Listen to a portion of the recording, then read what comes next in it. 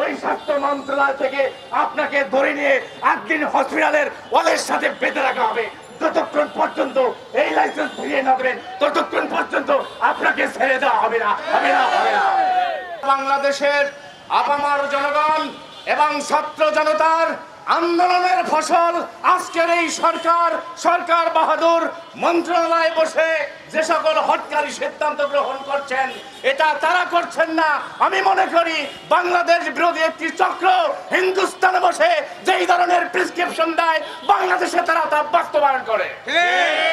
তার কারণ হিসেবেই 8 দিন হসপিটালের লাইসেন্স বাতিলের জন্য একটা চক্রান্ত করেছে, শিশুদেরকে পরিকল্পিতভাবে হত্যা করা হয়েছে। এতদিন হয়ে গেল, বছরের পর বছর 8 দিন হসপিটাল চললো, কোনোদিন একটা শিশু মারা গেল না। কি কারণে এই অ্যাক্সিডেন্ট ঘটানো হলো এটার আমরা সুষ্ঠু তদন্ত করব। কিন্তু এই তদন্ত আমরা নাগরিকরা করব। কার কাছে তদন্ত ভার দেব? আজকের যারা এই স্বাস্থ্য মন্ত্রণালয়ে বসেছেন, আমি মনে করি তারা ইসলাম বিরোধী, ইসলামের শত্রু। কারণ এই 8 দিন হসপিটালে যারা সেবা গ্রহণ করে, তাদের ওই নবজাতক শিশুরা যখন পৃথিবীতে আগমন করে তখন তাদের কানে আল্লাহু আকবার আযান ধ্বনি দেওয়া হয়। ওই হাসপাতালের ওয়ালে ওয়ালে আল্লাহর কোরআনের আইনের বিধানগুলো অনুবাদ সহ খচিত আছে। ওখানে আল্লাহর রাসূলের বাণী খচিত আছে। অভিভাবকরা এবং সেবা গ্রহণকারীরা বসে বসে তা আয়ত্ত করে আমল করার চেষ্টা করে। ওই 8 দিন হসপিটালের দোতলায় রয়েছে একটি সুবিশাল স্বাস্থ্যসম্মত এবং একটি পরিব্যক্ত একটি মসজিদ, যেখানে তারা সারা রাত ইবাদত করে। ওই মসজিদে ওই রোগীর অভিভাবকরা শুয়ে ঘুমায়। এই স্বাস্থ্যসম্মত এবং আদর্শ ভিত্তিক একটি সেবা গ্রহণকারী প্রতিষ্ঠান কেন বাংলাদেশে চলবে? এজন্য আমাদের প্রতিবেশী দেশ দাদাদের অনেক আগ থেকেই একটি ষড়যন্ত্র এটার ভিতরে ছিল। এই কারণে এই তাদের একটি চয়েস এবং তাদের যে সিলেকশন করা স্বাস্থ্যমন্ত্রী, আমি মনে করি ওনার ভিতরে ইসলামের কোনো লেশমাত্র নাই। আমরা বলতে চাই, মন্ত্রী মহোদয়, আমরা আন্দোলন করে আপনাকে মন্ত্রী বানিয়েছি, আপনার প্রধানমন্ত্রীকে আমরা আন্দোলন করে বসিয়েছি।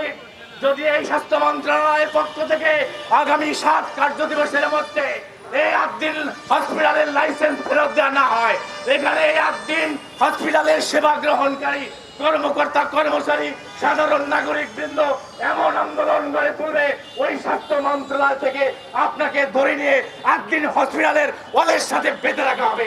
যতক্ষণ পর্যন্ত এই লাইসেন্স ফিরিয়ে না দেবেন ততক্ষণ পর্যন্ত আপনাকে ছেড়ে দেওয়া হবে না, হবে না, হবে না। আমরা বলেছি সোজা আঙ্গুলে ঘি উঠবে না। আন্দোলন করতে করতে আমাদের দমনতে এখন শিরা উপশিরায় রক্ত দহিত হচ্ছে। আপনাদের এই ইসলাম বিরোধী, মানবতা বিরোধী এবং জনগণের স্বার্থ বিরোধী কর্মকাণ্ড একের পর এক চলবে। কারণ মানুষকে আন্দোলনে নামাবেন, আর জুলাই সনদ যাতে বাস্তবায়ন না হয়, আগামী দিনে ফ্যাসিবাদের বিচার যাতে না হয়, তাই আপনারা একটা রাজনৈতিক কৌশল গ্রহণ করেছেন। আমরাও রাজনীতিভাবে এই সমস্ত অপকৌশল প্রতিহত করবো ইনশাআল্লাহ। আপনারা কেউ এই আন্দোলনকে রাজনীতি না বলে কেউ এই ধরনের কথা বলবেন না। সরকার যদি রাজনৈতিক ভাবে এই ধরনের অপকর্ম করে, আমরাও তার রাজনৈতিক ভাবে মোকাবেলা করব। আমি মনে করি এটি তারেক রহমানের নির্দেশে হয়েছে। তা না হলে উনি কেন এখন পর্যন্ত লাইসেন্স দেওয়ার জন্য স্বাস্থ্যমন্ত্রীকে নির্দেশ দিল না? আমরা মনে করি আপনাকে ডুবানোর জন্য হিন্দুস্তানে বসে আছে ডাইনি।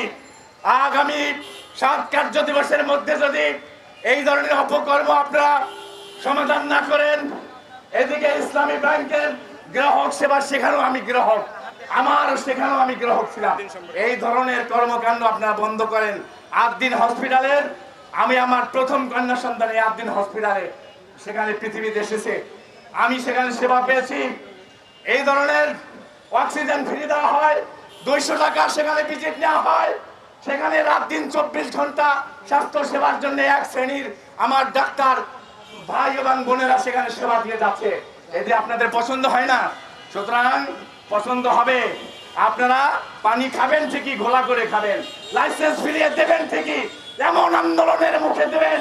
আর কোন এরকম সেবামূলক প্রতিষ্ঠানে যাতে হাত দিতে না পারেন, 100 বার চিন্তা করবেন হাত দিতে হলে, সেরকম আন্দোলন গড়ে তুলবে ইনশাআল্লাহ। এই আন্দোলনে আপনাদের সকলকে সহযোগিতা করা এবং মিডিয়ার ভাইদেরকে এগুলি প্রকাশ করার উদাত্ত আহ্বান জানিয়ে আমি আমার সংক্ষিপ্ত বক্তব্য শেষ করছি। আল্লাহ হাফেজ। বাংলাদেশ জিন্দাবাদ। 8 দিন হসপিটাল সেবা গ্রহণকারী পরিষদ জিন্দাবাদ।